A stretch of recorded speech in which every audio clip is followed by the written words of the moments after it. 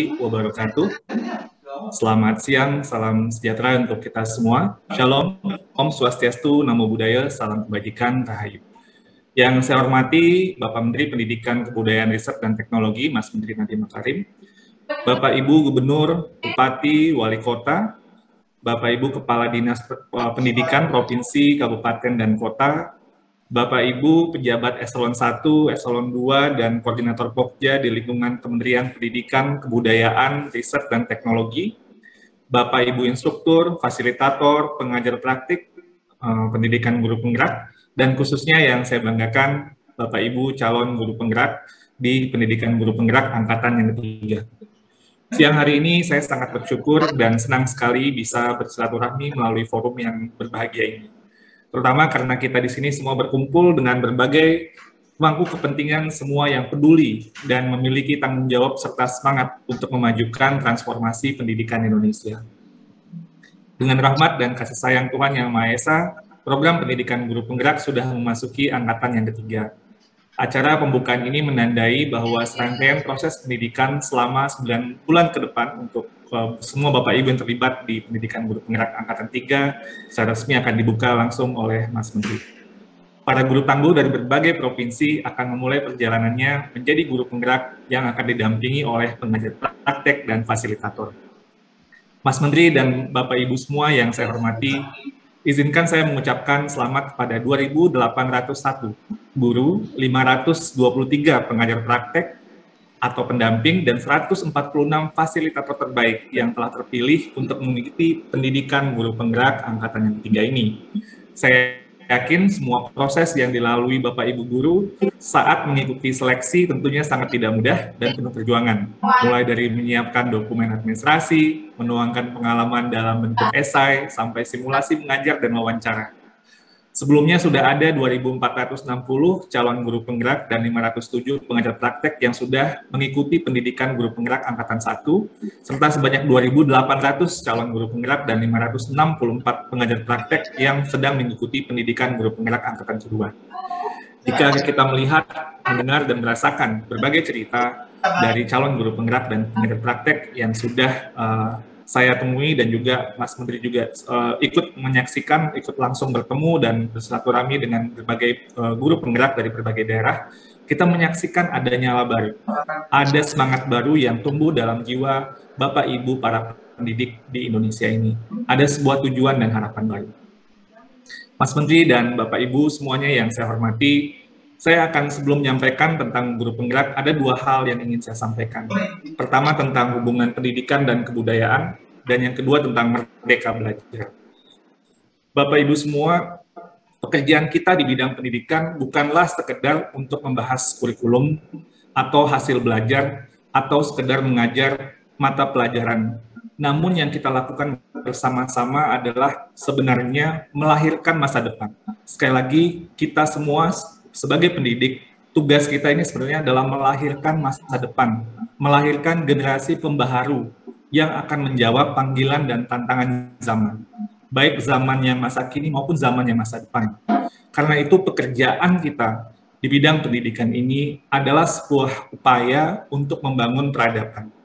Inilah yang dinamakan hubungan antara pendidikan dan kebudayaan yang sangat menjadi filosofi yang sangat kuat dari Bapak Pendidikan kita, yaitu Ki Hajar Dewantara, bahwa pendidikan dan kebudayaan adalah dua hal yang saling berkaitan. Kebudayaan yang dimaksud adalah kebudayaan dalam konteks peradaban, bukan pakaian atau makanan, tapi lebih besar, yaitu adalah peradaban. Karena itu, Bapak Pendidikan kita, Ki Hajar Dewantara, pernah menjelaskan bahwa pendidikan adalah tempat persemaian benih-benih kebudayaan.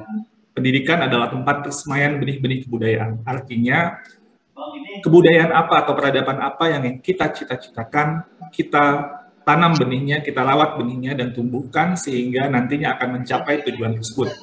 Pada masa perjuangan kemerdekaan, Ki Hajar dan kawan-kawan, mereka memiliki cita-cita sebuah bangsa yang merdeka. Jadi pendidikan yang dilakukan pada waktu itu di taman siswa dan sekolah-sekolah lainnya bertujuan untuk mencapai peradaban Indonesia yang merdeka, bangsa yang merdeka, dan mereka berhasil melakukannya. Nah, kita sekarang ketika sudah merdeka memiliki cita-cita untuk jadi bangsa yang maju, bangsa yang setara sejajar lahir dan batin dengan bangsa-bangsa lain.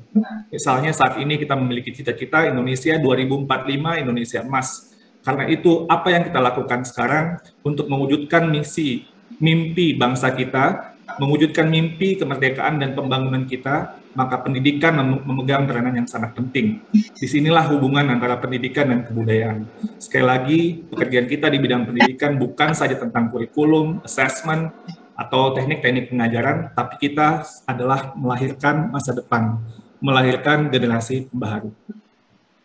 Hal yang kedua yang ingin saya sampaikan selain nantinya tentang guru penggerak adalah Merdeka Belajar. Merdeka Belajar ini sebenarnya adalah sebuah filosofi yang berpijak pada filosofi pendidikan Indonesia, khususnya filosofi Bapak Pendidikan kita, Ki Hajar Dewantara. Kalau kita lihat di logo Kementerian Pendidikan dan Kebudayaan Riset dan Teknologi, itu ada kata-kata Tut Wuri Handayani. Tut Wuri Handayani merupakan sebuah rangkaian dari slogan Ki Hajar yang sangat terkenal, yaitu Ing Harso Sumtulodo, Ing Madio Mangun Karso, dan Tut Wuri Handayani. Bahwa seorang pendidik itu, dia menjadi seorang teladan, dia seorang pembangkit semangat, dan dia seorang yang akhirnya memberdayakan peserta didiknya untuk menjadi orang-orang yang mandiri atau orang-orang yang merdeka. Jadi Tut Wuri Handayani sebenarnya adalah sebuah komitmen bahwa sistem pendidikan kita akan menghasilkan manusia-manusia yang merdeka. Untuk bisa mencapai itu, maka mereka harus merdeka pula dalam konteks belajarnya, bukan saja buat siswanya, tapi juga buat guru-gurunya. Nah, inilah yang sebenarnya esensi dari apa itu Merdeka Belajar. Kita ingin menghasilkan manusia-manusia yang merdeka, sesuai dengan filosofi pendidikan Indonesia yang digagas oleh Bapak Pendidikan kita, Ki Hajar Dewantara. Tut Wuri Handayani, itu sebenarnya janji untuk menjadikan hasil dari pendidikan itu adalah manusia-manusia merdeka lahir dan batinnya. Nah, selanjutnya saya akan bercerita tentang latar belakang program Guru Penggerak ini. Latar belakang dari gagasan program Guru Penggerak ini adalah ingin menghidupkan kembali bahwa pemikiran-pemikiran filosofi pendidikan Indonesia, terutama gagasan dari Bapak Pendidikan kita tersebut, bisa hadir di ruang-ruang kelas di Indonesia dalam membangun ekosistem pendidikan Indonesia yang merdeka belajar, yang selalu berpihak kepada murid. Berpihak kepada murid, inilah yang harus menjadi orientasi utama setiap pendidik dan setiap pemangku kepentingan pendidikan Indonesia. Seperti yang diamanatkan oleh Ki Hajar Dewantara hampir 100 tahun yang lalu ketika mendirikan Taman Siswa di tahun 1922, bahwa setiap pendidik itu haruslah bebas dari segala ikatan, dengan suci hati mendekati sang anak, tidak untuk meminta sesuatu hak, namun untuk berhamba pada sang anak. Yang dimaksud dengan berhamba di sini adalah sebuah komitmen bahwa tujuan atau komitmen yang sangat kuat adalah sebagai seorang pendidik adalah untuk memberi layanan yang sebaik-baiknya kepada semua peserta didik. Lalu kenapa ada program pendidikan guru penggerak? Esensi dari kenapa kita melahirkan atau menggagas program pendidikan guru penggerak ini adalah untuk membuat sebuah perubahan atau transformasi paradigma baru dalam kepemimpinan pendidikan Indonesia. Jadi sekali lagi ini adalah transformasi paradigma kepemimpinan pendidikan di Indonesia. Apa yang menjadi esensi dari paradigma baru ini? Pertama, berpusat kepada murid. Melalui program Guru Penggerak ini, kita ingin mengubah paradigma kepemimpinan pendidikan Indonesia dari paradigma kepemimpinan yang berfokus pada administrasi pendidikan menjadi paradigma yang berfokus kepada pembelajaran murid. Sekali lagi, dari paradigma yang tadinya fokus kepada administrasi pendidikan menjadi paradigma yang berfokus kepada pembelajaran murid. Kita ingin pemimpin-pemimpin pendidikan kita adalah pemimpin-pemimpin yang memandang anak dengan rasa hormat, yang menomorsatukan murid dalam setiap keputusannya, baik sebagai kepala sekolah, pengawas sekolah, atau bentuk kepemimpinan pendidikan lainnya. Melalui program pendidikan guru penggerak ini, kita akan lahirkan generasi baru kepemimpinan pendidikan Indonesia. Sekali lagi, program guru penggerak ini adalah program kepemimpinan. Orientasi kepemimpinan kita menyempurnakan orientasi sebelumnya untuk menjawab tantangan zaman kita yang mengharuskan kita mau tidak mau fondasi utama adalah fokus kepada pembelajaran muridnya. Itu yang pertama, berpihak kepada murid. Yang kedua, ketika melihat murid, maka yang dilihat adalah pemimpin-pemimpin yang mendorong pendidikan yang holistik. Jadi melalui program guru penggerak ini kita ingin menghasilkan pemimpin pendidikan yang mampu mendorong tumbuh kembang murid secara holistik. Kalau kita menggunakan bahasa dari Ki Hajar Dewantara, kita lakukan itu harus seimbang antara olah kata, kognitif, olah rasa, afektif, olah karsa. Ini sangat unik ya.